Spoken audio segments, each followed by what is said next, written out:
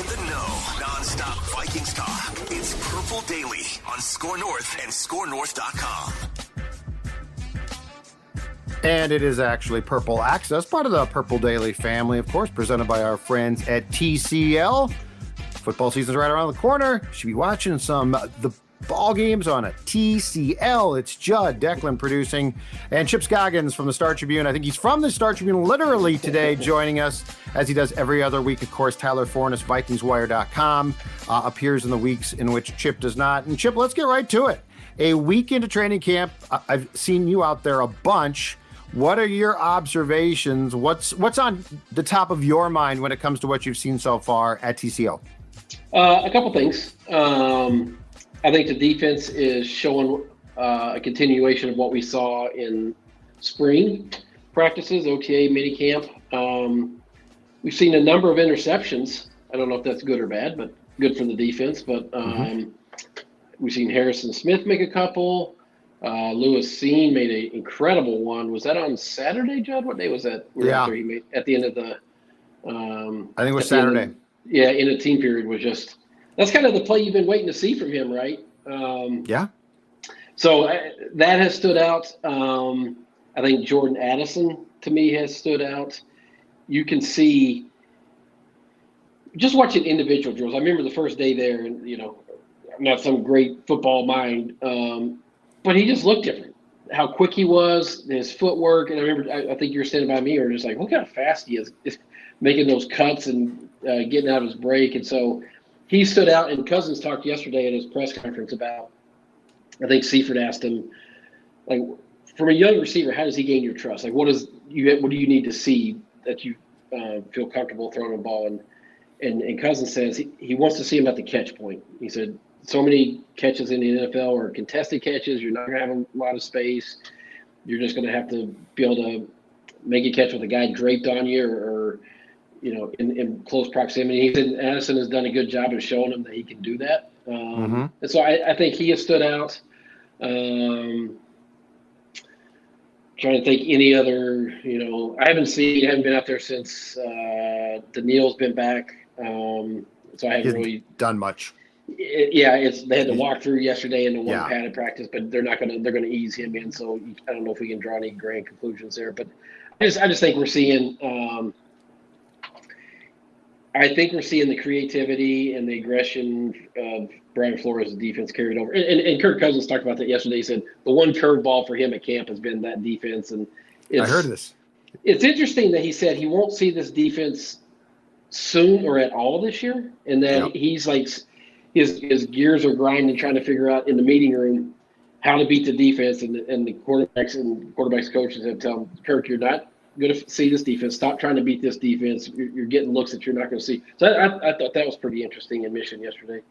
Well, yeah, and I think the positive, though, of that statement is he might not get those looks, but it's certainly going to present the opportunity to be to not know what is going to be thrown at you. I mean, this is, as far as I can tell, and again, to your point, we're not coaches, but, Chip, this is probably as big a 180 as from Donatel as you can possibly get, because the predictability of what these guys are going to do defensively really intrigues me. And I keep telling Phil this.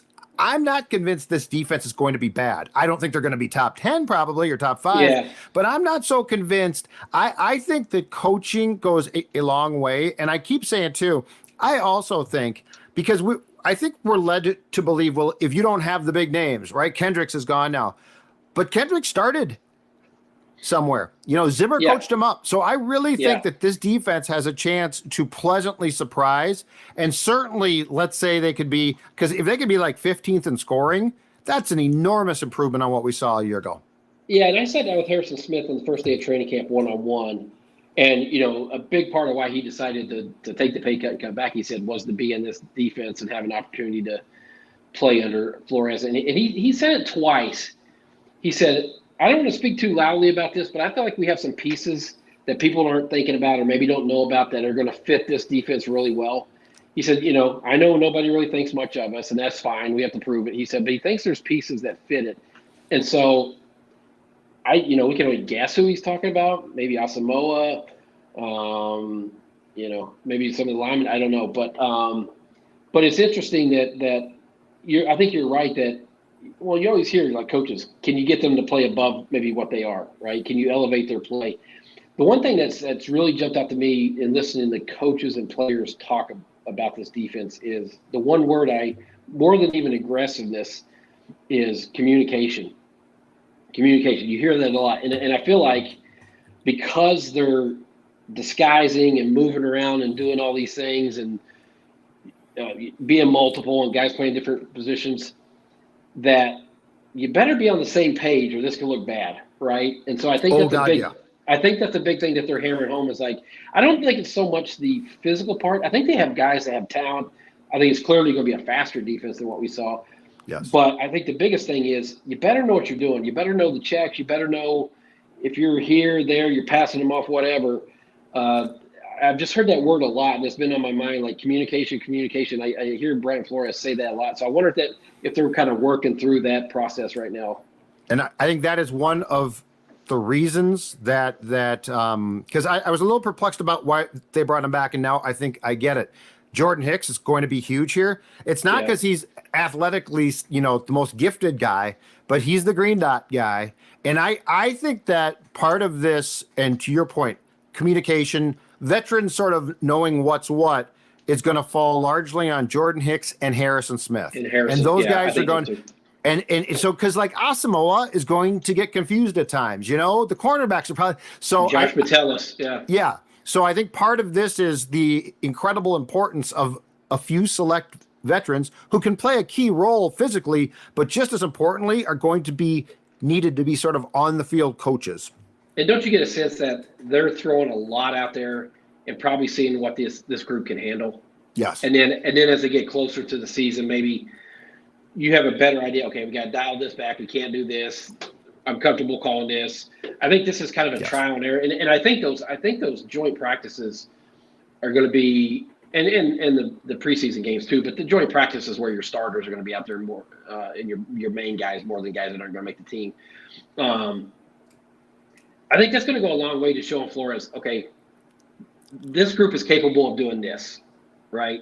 I feel comfortable calling this and trusting that guys are going to be in the right spot. So I think they're going to learn a lot about this defense, particularly in those joint practices and kind of know where they're at and what they can handle. I agree. And here's what I think. And I don't know the exact rules, but I think in the exhibition games, they're going to do nothing. Like it's going to be vanilla and boring. I don't think, correct me if I'm wrong, I don't think you share joint practice film with the league. So like the Titans and Cardinals. Probably not. Why would you? Yeah. So, but my point is, I think you're right.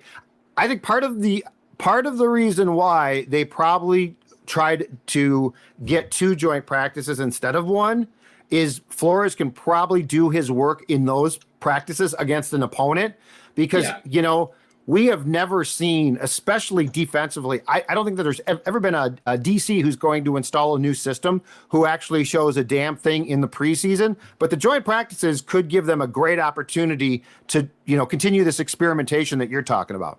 Yeah, because you're not going to do a bunch of exotic blitzes in a preseason game, right? But it's just not going to happen. No one does. But you might do it in practices. I mean, you have to. You have to rehearse it and see if these guys can handle it and be in the right spot. And I mean,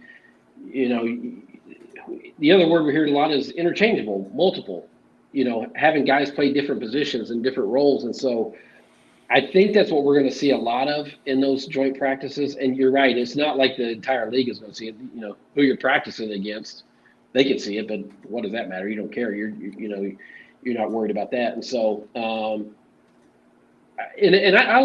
like KOC's philosophy on that. Bringing a team where you can really do a lot of important work in those things, and then let your backups or guys who aren't going to make the team play in the preseason games and don't worry about. I mean, you can get injured in these practices too, just as easily. Right. But you're not putting it on tape for everybody for the rest. And it's of the more league controlled. It's more controlled. Yeah. Absolutely. Yeah, and the big thing is everybody doesn't have to see what you're doing. True. So your column in the Star Tribune today focused on the loosey-goosey Kirk Cousins, who talked about that in his press conference. What is your take about Kirk? Because you know what? He does.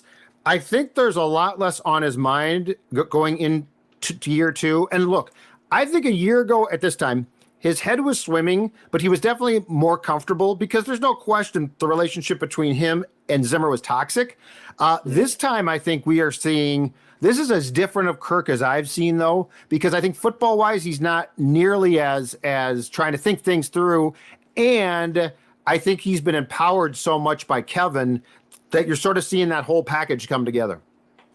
Yeah, I found it curious, and that's what I wrote about today. Because last year I think it was probably stressful for him because his head was spinning. He talked about having to use flashcards, and this is it was overwhelming sometimes. So I think that was on his mind. He obviously felt more comfortable with his head coach than he did the previous guy, and that's I think everybody saw him come out of his shell last year. But I was curious because, and we talked about this leading up to camp, John. We didn't think his contract would be a disruption.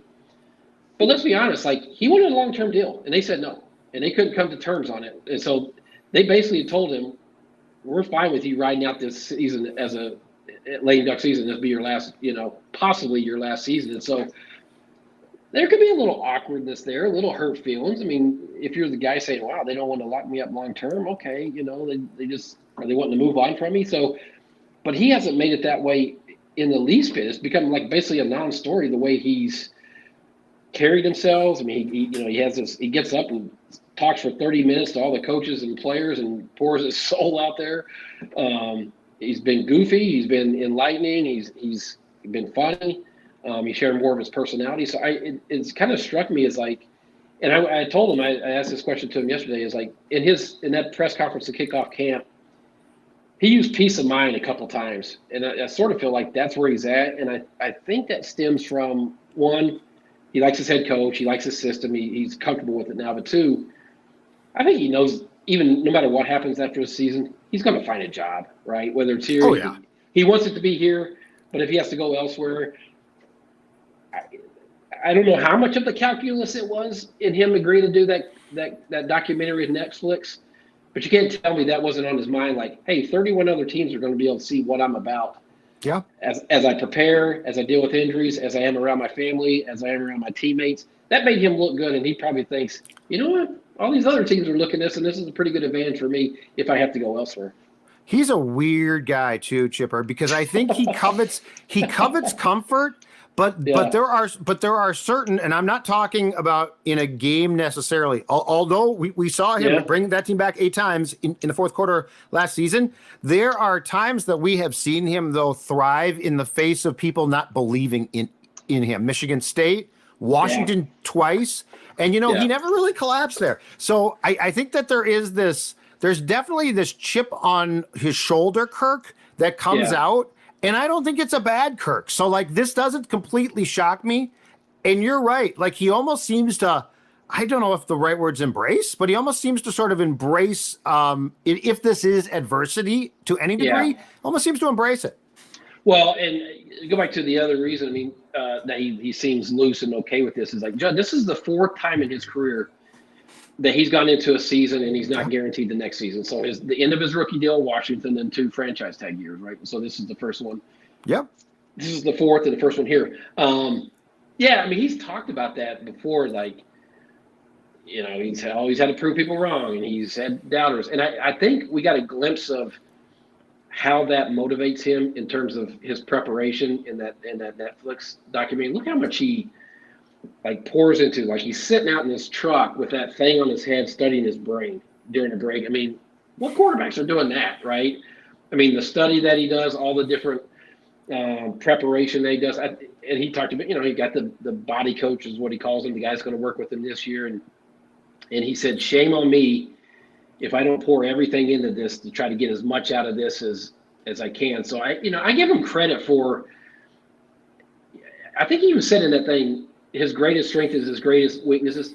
He overthinks things a lot, right? Yeah. We see that sometimes in the way he plays, but I also think that has allowed him to play at a pretty high level and be a starter and a durable guy for a long time now. So I feel like he at least internally he feels like he's in a good spot, even though he doesn't have a contract after this year and the team is not they're not married to him. I mean, they haven't come out and said, we want you to be the guy after this year. It might help too, though, that the team clearly does not have a clue about the replacement. Like if they had drafted the guy high, it'd probably be a little bit more threatening, but he doesn't have that, hanging over his head. Now, what is the Chip Scoggins theory on the very interesting decision, in my opinion, to bring Dalton Reisner, a left guard throughout his pro career with the Broncos, in for a workout, keeping in mind that Chris Cooper, the Vikings offensive line coach, was also Reisner's position coach in Denver. This seemed to be to me like more than a potential look-see. Yeah. What was it that when Childress used to say to everybody, we're just kicking the tires. Judd, this is not kicking the tires. This driving the car.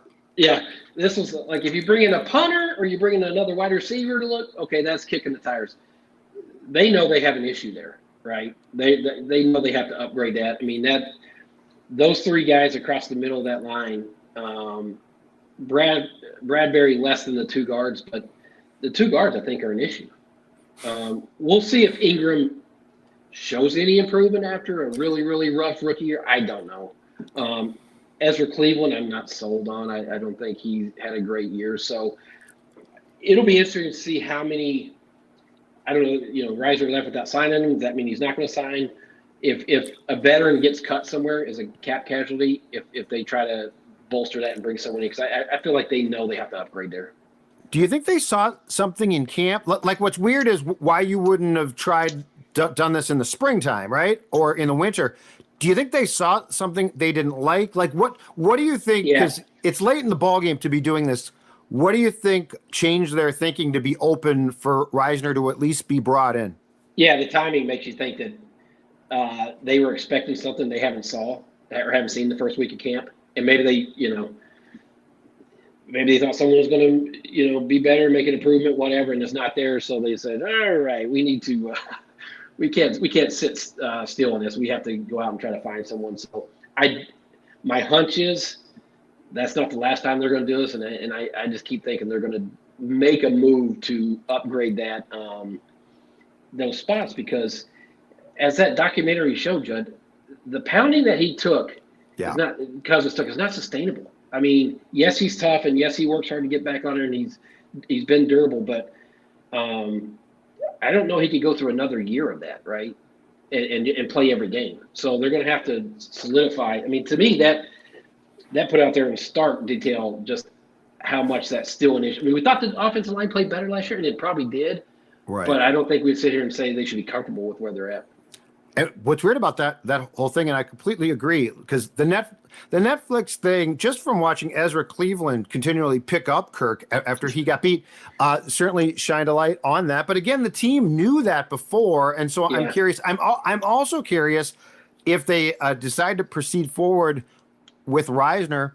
Does he go to left guard? Does he go to left guard and Cleveland goes to right guard? Is Ingram untouchable because he's Kwesi's second round pick? Because I mean, you could make a case for especially in pass pro, either one of those guys being supplanted, but they stuck with Ingram through 17 games. I'm hard pressed to believe he's going to be replaced now, so I got to think it's Cleveland. Well, that's and that's the thing. It's like, Judd, the reason why you let him Ingram play those games and really struggle and fight through it is because you're hoping you get a payoff the next year, and he's going to build on that. And so it would feel weird that if they just pulled the plug on it now and say, well, we stuck to the whole year and we're going to go somewhere. So maybe it is Cleveland.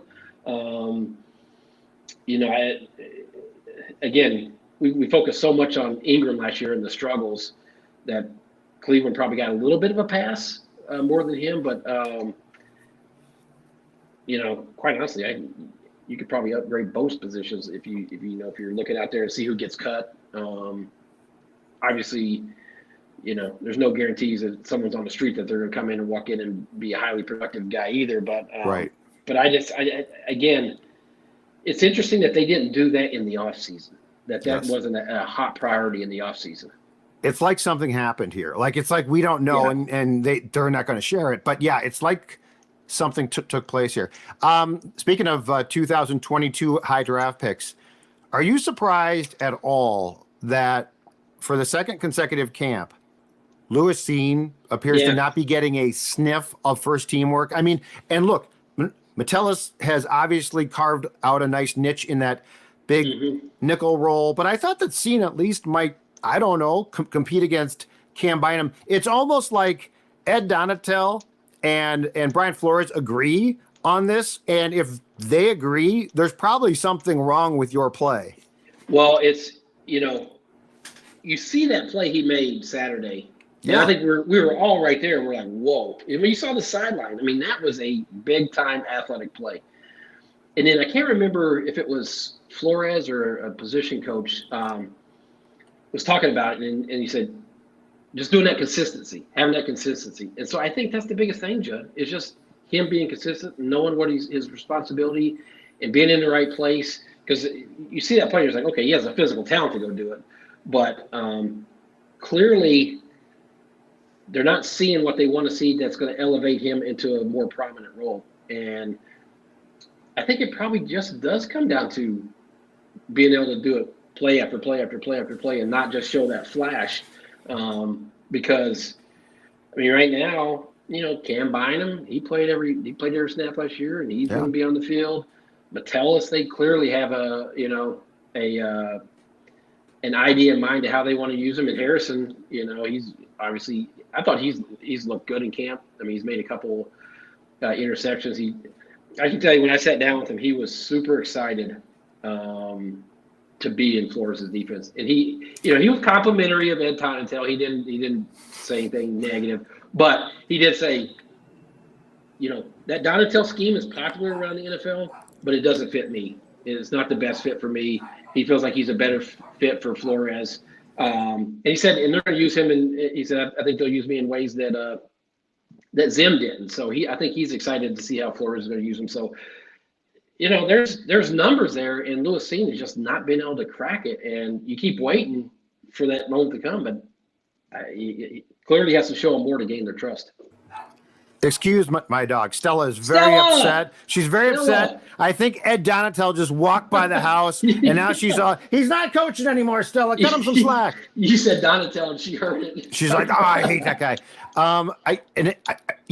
Flores strikes me as the type of guy, Chipper, who's itching to create competition. So I do think it's interesting that Cine, and before he got hurt in practice a couple days ago, Andrew Booth Jr. are both stuck on that second team. And the Booth thing, I think, is a little bit startling because, I mean, again, now that's a second-round pick. Joanne Williams, who was signed as a free agent from the Patriots, was playing first-team nickel before. Now Mekhi Blackman is getting a chance. So I got to think with Cine and Booth, that's a pretty big indictment that both of them aren't even considered to be worthy competitors for spots on the first team. Well, and Booth has to stay healthy. I mean, that's his biggest thing, right? Oh, I can't. Yeah, I know. Yes. I mean, last year he battled injuries, and then he went down on was it Monday or whatever day it was when he walked off the field and he's hurt. So I think for him, it's just he has to earn the trust that he can stay on the field. Seeing again, I think he has showing more consistency, but yeah, I think Flores, especially in the secondary, he's talked about. There's a lot of competition there, and there's jobs open, and so these guys have to gain his trust. And I'll go back to the thing we talked about earlier is communication. You can't have blown coverages. You can't be in the wrong place and earn his trust. I mean, I think I've heard guys say that he gives them certain freedom to go make plays, but with that comes trust, right? He has to be able to trust that you're going to be in the right spot, and so. It'll be interesting to see at the end of this camp how that depth chart in the secondary shakes out, because you're going to know like this is the guys that have won his trust the most and that he believes is going to be able to run his defense the best. Last thing, Chipper, how much more confidence do you have in this team defense in particular with Danielle Hunter now there? Because I think we've talked about this. I think that was absolutely imperative to get him back for at least this season. Yeah, it had to be. And you know what, Judd? I feel like this was the right compromise. I thought this would be the compromise. I didn't. I thought they could trade him if Daniil and his representatives were stuck on being a multi-year, long-term deal and being up there in the Bosa's world in that neighborhood with pay. I think it's good for both sides. I mean, clearly the team needs Daniil this year. I mean, his defense just does not look the same without him. I think Flores will be able to get the best out of him. And for Daniil, this is a chance for him to prove it and hit that free agent market last year without a tag, right? He can be a free agent.